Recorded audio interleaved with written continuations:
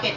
Alam po natin, pwede nating iwan ang mga bagay na yan sapagkat sabi ni Solomon, ang mga bagay sa lupa, ang kayamanan, ang mga pag-aari, panapanahon lang. Tinatangay lang ng hangin, nawawala. Hindi po ba? Kaya nga po, kung mayaman ka ba, kung nanalo ka ba ng loto, pag namatay ka ba, madadala mo yung pera mo? Hindi. Ano yung pinaka hinihintay ng bawat isa sa atin? Na kahit iniwan natin ang lahat ng bagay kung para sa Diyos, pagkakalooban tayo ng buhay na walang hanggan. Kahabagan, awa sa bawat isa po sa atin. Ano pa ang kanyang sabi? Kung iniwan natin ang mga bagay na yan para sa Diyos, anong dapat maipakita ng bawat isa? 6:10 hanggang 11 ng Hebreo.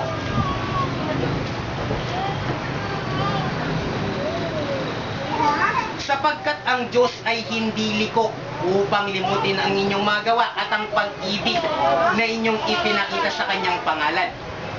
Sa inyong paglilingkod sa mga banal at hanggang ngayon nagsisipaglingkod pa kayo. At minanasa namin na ang bawat isa sa inyo ay magpakita ng gayon ding sikap sa ikalulubos ng pag-asa hanggang sa katapusan. Nandirito na tayo. Alam na natin kung ano yung tama at mali. Napasama tayo sa kinaawaan ng Diyos hanggang sa katapusan. Tukdin natin. Bakit? Hindi liko ang Diyos para kalimutan niya ang kanyang pinangako. Hindi gaya ng tao kung magkaminsan kahit na meron tayong naipangako sa kapwa natin tao, kung magkaminsan nakakalimutan natin o hindi natin natutupad. Hindi po tao ang Diyos. Pag sinabi niyang pag tumalima ka, bibigyan kita ng buhay na walang hanggan. Gawin mo lang yung parte mo. At siya na yung magkakaloob ng buhay na walang hanggan. Ngayon, bakit po kailangan natin magtiis? Bakit iwanan natin ng lahat? Dapat nating iwanan ang lahat ng mga bagay na yan. Napakahirap po ng buhay ngayon. Di po ba? Yung bahay lang, napakahirap ipunda. Kahit ilang taon ka nang nagtatrabaho, kung hindi ka talaga pinalad sa pinagtatrabahoan mo, hindi pinagkaloob ng Diyos, hindi mo maipupundar ang bahay. Hindi po ba? Pero bakit sabi niyang pagtiisan mo yan, iwanan mo yan? Ano bang sabi ng Panginoong Diyos? Roma 8:18. Ganito po ang nasusulat. Hindi po masama ang maging mayaman. Hindi masama ang maging masikap sa buhay. Pero huwag pong kaligtaan ng bawat isa sa atin unang-una yung tungkulin natin sa Diyos. Bakit? Bakit ayaw niya? Sabi ng banal na kasulatan, napakahirap sa taong mayaman ang pumasok sa kaharian ng langit. Hindi niya sinabing hindi siya makakapasok, pero napakahirap. Bakit? Kung nagtatrabaho ka lang, kung may sarili ka lang kumpanya, yung schedule mo lang, napakahirap na. Hindi po ba? Tayo, nagagawa pa naman natin na tayo'y magsamba tuwing unang araw ng sanglinggo at naway paglabas natin po sa bahay dalangitan na to, yung mga salita na itanim sa ating mga puso para may apply naman natin sa ating pang-araw-araw na buhay. Ngayon, kung pinagtiisan natin yung mga bagay na yan, hindi natin inalintana yung mga kahirapan na dumarating sa atin o yung mga pagsubok na dumarating sa atin, kahit yung mga material na bagay, kung iniwanan natin yan, ano ba yung ipagkakaloob ng Diyos? 8:18 ng Roma. Sapagkat napatutunayan ko na ang pagtitiis sa panahong ito'y hindi karapat dapat maitumbas sa kalwalhatiang mahahayag sa atin. Sapagkat kahit na gaano kalaki yung pagtitiis mo, yung ipagkakalob niyang ligaya, hindi niya katumbas. Ano ba yung ipagkakalob niya? Kung wala kang bahay dito, ano yung ipagkakalob niya sa doon? Kung barong-barong lang yung tirahan mo, kung squatter ka lang, dito sa lupa, kung tumalima ka naman sa Diyos at sinunod mo yung kanyang mga utos, doon, sabi ng banal na kasulatan, daan pa lamang, literal na daan, gawa sa ginto, wala pa yung bahay nito. Hindi po ba? Wala nang gabi, wala nang pag-iyak, wala nang sakit, wala nang lungkot, sapagkat kasama mo ang Diyos. Ito yung ipagkakaloob sa atin kung iniwanan natin yung ating sarili, kung nilabanan natin ang ating sarili. Ano pa ang kanyang sabi? Unang Juan 3, 1 hanggang 2, ganito po ang nasusulat.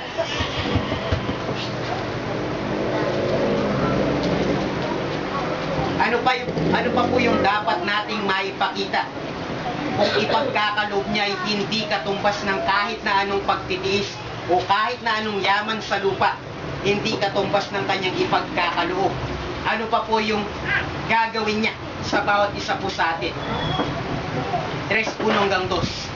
Masdan ninyo kung gaanong pag-ibig ang ipinagkaloob sa atin ng Ama upang tayo mga tawag na anak ng Diyos. Unang-una, tatawagin kang anak ng Diyos. Upang tayo'y mga tawag na anak ng Diyos. At tayo gayon nga. At tayo'y gayon nga. Dahil dito'y hindi tayo nakikilala ng sanglibutan. Sapagkat siya'y hindi nakikilala nito. Kahit na hindi tayo kilalanin ng sanglibutan. Anak tayo ng Diyos. Sapagkat ang sanglibutan hindi niya kilala ang Diyos. Mga minamahal, ngayon nga ay mga anak tayo ng Diyos at hindi pa nahahayag kung magiging ano tayo. Nalalaman natin na kung siya'y mahayag, tayo'y magiging katulad niya sapagkat siya'y ating makikitang gaya ng kanyang sarili. Medyo malalim po yung sinasabi ng ating pinag-aaralan. Ang sabi niya, hindi pa nahahayag sapagkat kung nahayag na, magiging katulad tayo niya, nino, ng ating Panginoong Jesucristo. Ano yung hindi pa nahahayag? Ang sabi ng ating Panginoong Jesucristo, babalik ako at kukunin ko kayo. Bumalik na po ba ang ating Panginoong Jesucristo? Hindi pa. Hindi pa nahayag kung magiging ano tayo. Ano tayo? Walang kamatayan. Magiging katulad niya. Kasama ng Diyos. Magiging anak ng Diyos. Gaya ng ating Panginoong Jesucristo na siyang kanyang bugtong. Tayo naging anak niya dahil sa kanyang pag-ibig. At kung tayo'y tumalima at nahayag ang mga bagay na ito o paghukom, sabi ng ating pinag-aaralan, tayo'y magiging katulad ng ating Panginoong Jesucristo. Tayo'y makakasama niya, kasama ng Panginoong Diyos. At ano pa ang sabi? Upang magawa po natin ang mga bagay na yan, o upang tayo ay mapasama o mahayag gaya ng ating Panginoong Jesucristo. Ano pa ang dapat ipakita ng bawat isa? 2:4. Santiago 1, 2 hanggang 4, ganito ang nasusulat. Bilang kahuli-hulihan, ganito po ang kanyang sabi na maipakita sana ng bawat isa. Yamang nalalaman na ang pagsubok sa inyo, sa inyong pananampalataya ay gumagawa ng pagtitiis. Marami pong pagsubok, hindi po ba? Kung tayo'y may pananampalataya, kailangan tayo ay magtiis. Yun lamang na pang-araw-araw, napakarami ng pagsubok na pwedeng dumating sa bawat isa po sa atin. Yun lang pagpipigil mo ng galit, isang pagsubok na yan. Sapagkat kung nagagalit tayo, sabi ng banal na kasulatan, kung magagalit ka sa iyong kapatid, isa kang mamamatay tao. Alam natin saan napupunta yung mamamatay tao. Hindi po ba? So, napakaraming pagtitiis na kailangan gawin ng tao dahil nabubuhay pa tayo sa sanglibutan. At ano ang dapat ipakita ng bawat isa? Bukod sa pagtitiis, yamang nalalaman na inyo ko at inyong pabayaan na ang pagtitiis ay magkaroon ng sakdal na gawa upang kayo'y maging sakdal at ganap na walang anumang kakulangan. Ang sabi niya, bukod sa pagtitiis, samahan mo ng sakdal na gawa. Kung ano po yung natutunan natin, kung ano yung naituro sa atin, i-apply natin sa ating pamumuhay. Sapagkat sabi ng banal na kasulatan, kung ang banal, mahirap maligtas, yung makasalanan saan po haharap. Tayo na bilang banal, na bilang na tayo'y nahugasan, lakipan po natin ng gawa yung ating mga pagtitiis. Anong klaseng gawa? Upang hindi maging malungkot o hindi lumungkot ang Espiritu Santo. Alin? Yung mga salita na naitanim sa atin. Sa madaling salita, kung ano yung itinuro ng Diyos, kung ano yung naririnig natin, siya nating tupdin, siya nating gawin.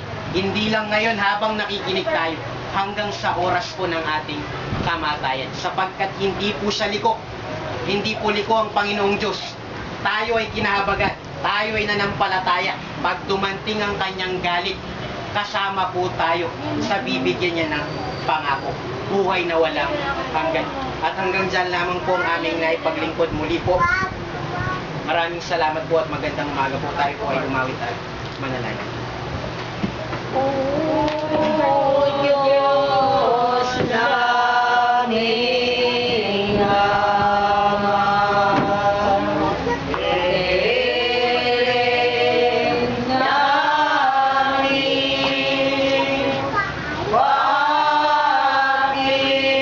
pakinggan po sana ang dalangin.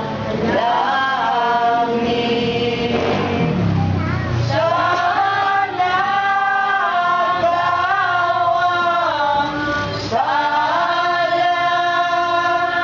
sala kami ay patawarin at ang kaluluwa ay linisin.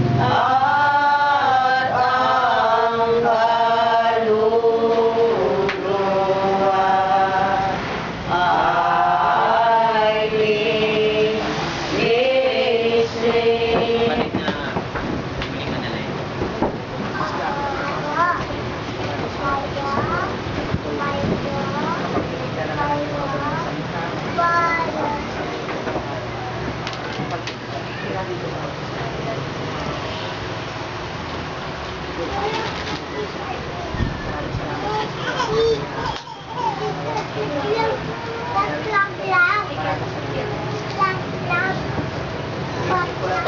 manalangin.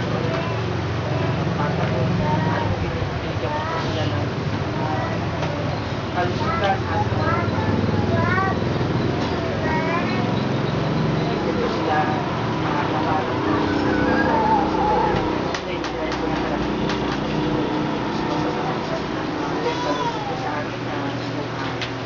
diwa at kalusog na pagkikyan na banal na sarili ko mo na pamilya na mga sa puta ay sila maraming salamat dito sa mga natin ngayon sa mga pagpagpukan ngayon na sinabi ng mga balik na salita kaya dito siya natin po tawag sa sinabi na nabigyan ito at nagay bibigyan ito ng kalusugan at kalimos